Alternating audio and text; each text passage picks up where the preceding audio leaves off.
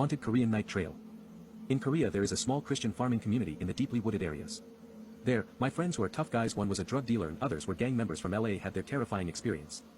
While I was in service at around 11 p.m., they were on a path that was heavily wooded and dark. This path had a history of being haunted. When the church community first moved in, they had several occurrences which prompted the pastor, a world-famous pastor, to perform an exorcism on the mountain. Since then there were no more incidents, at least not until my friends had their experience. Maybe it was a lack of faith in God. They were sitting about 100 yards into the path. They were just talking and loafing there when they heard rustlings in the bushes. They stopped at whatever they were doing and were wondering what that was. They were at first worried it might be one of the leaders that had caught them. So they called out to see who it was and they got no reply.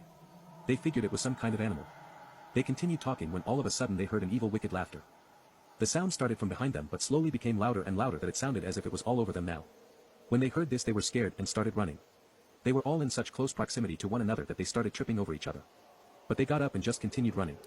One of them looked back and blurted, "Who the hell is that?" But he just turned back and ran as fast as he could. When I saw them, they were gasping for air and looked terrified. I asked them what had happened and they told me the above.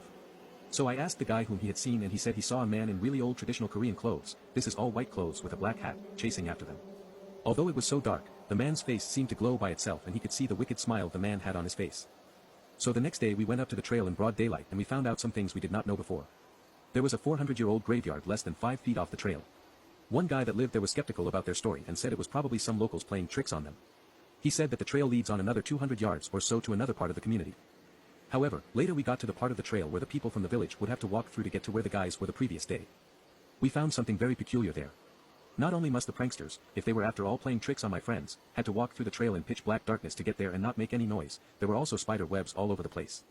This by itself is not the eerie part. The strange thing was, if someone did walk through that trail less than 12 hours ago, there should not be any spider webs, unless they could see the spider webs in the total darkness and avoided all of them. Nonetheless, this is very unlikely. Hence, no one came from behind and no one could have come from the front because they would have seen him when they escaped. The guys could not bear to think what might happen to them if they had not run faster than they did on the night before.